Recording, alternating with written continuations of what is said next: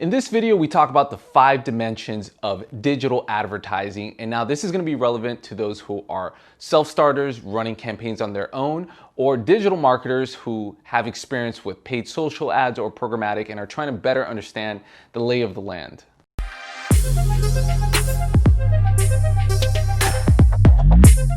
Hey, what's up you guys? Welcome to Market and Hustle, where we simplify marketing so that you can accelerate your business growth. And in this video, I want to talk to you guys about the 5 dimensions of digital advertising. Now, some of the things back here might be very obvious to you, but some of them you might have never heard of. So I'm hoping to introduce these concepts to you so that you can be more effective planning your digital ads budget, especially for anybody that's spending a lot of money on a monthly basis. This is going to become more relevant to you. So let's jump into it.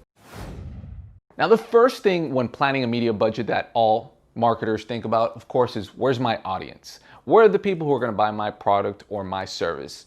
And within that conversation and within that context, you always want to know, well, how big is that audience? Because if you could go to one single digital platform, whether that's Facebook or LinkedIn or using programmatic, and you can reach your entire audience and just get the sales you want, you would obviously just go to one single channel. But the reality is that your audience is jumping from different social networks to different websites, and they're doing different things with different intentions on the internet. So you want to show up in a lot of places to be more effective so that you could stay top of mind and push them to buy. So obviously those are 2 things we always think about. And then the next thing is that we think about that in context of targeting. Well, it's great if you have a platform that I can reach a ton of people, but if the targeting capabilities aren't there, if it's not that great of parameters available that I can use to reach my audience, well, not really that useful. And that's kind of the case with Twitter. When you compare it to a Facebook that has so much data that they can use as signals to be able to target effectively, Twitter doesn't have that same level of data flow going in to feed their algorithms to be able to aggressively drive performance marketing the way Facebook has. And part of the reason why is because Facebook was one of the first to figure it out. They've kind of laid the architecture for all other paid social platforms.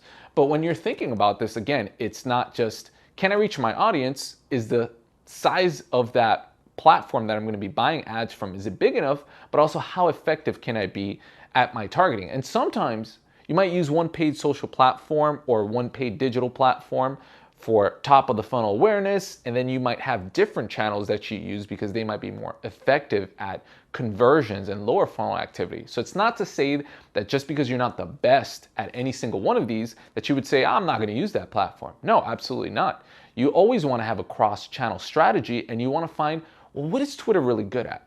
Oh, well, that's really good for real-time activations when there's the Oscars happening or events on TV or the Super Bowl. Oh, well, what's this other platform really good at? Okay, well, then that's what we're going to use those guys for. We can use these guys for this, and you want to build a holistic strategy. Now, the thing back here that you guys probably don't understand as well is probably the measurement side of things. Now, you might be thinking, oh, well, I know what click-through rates are, or I don't know what a good cost per click is, or I know what a good return on ad spend is.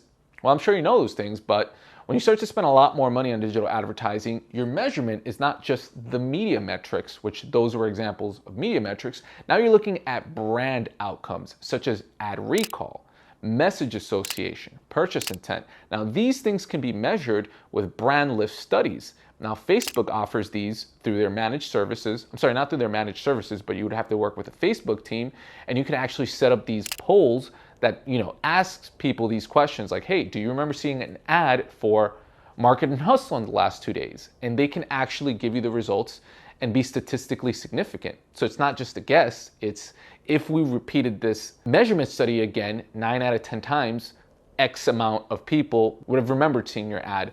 So these measurement studies on Facebook in particularly are usually unlocked when you spend at least $120,000.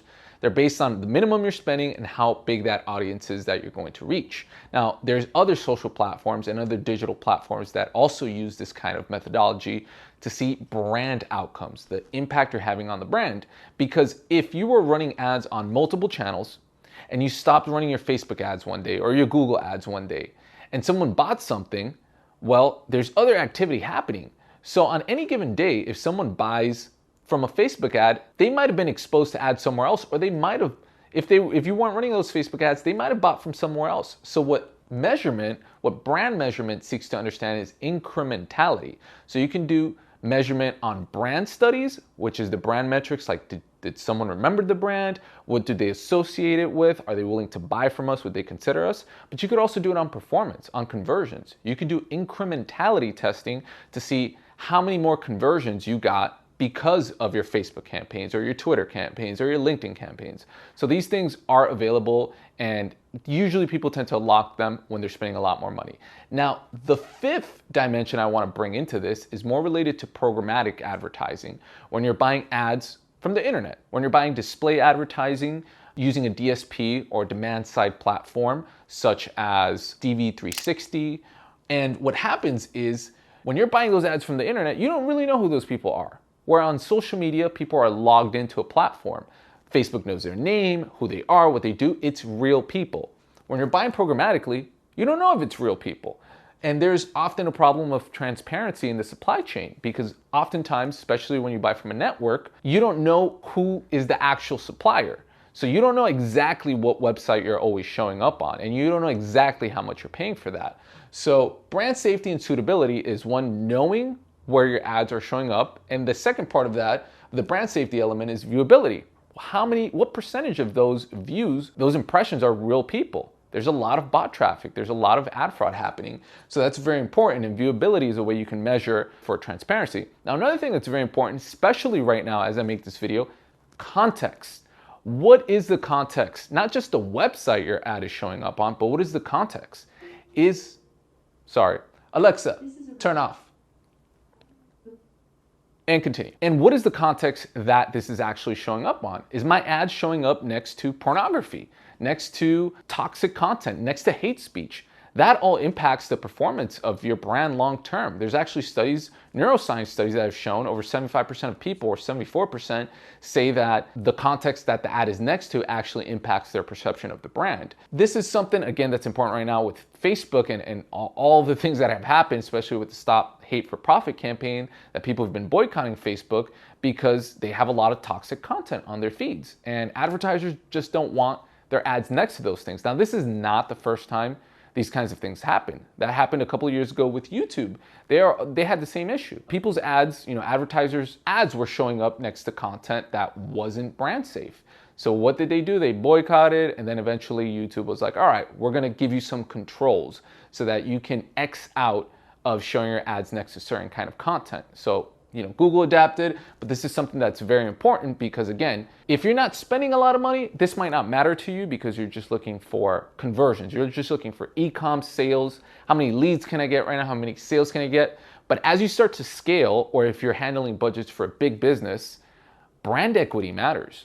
People's perception of your brand matters. And if I'm always seeing it in a negative context, well, that might impact my decision long term. Now, there's social media platforms like Pinterest, for example, and LinkedIn that are known to be very high trust because there's not a lot of, toxic-ish content on those platforms. Instagram, I would say, is also on the healthier side because the content tends to be visual.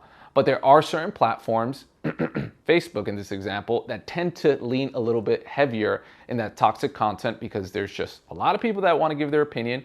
And also that platform, to be honest, to be fair, has a lot more users comparatively.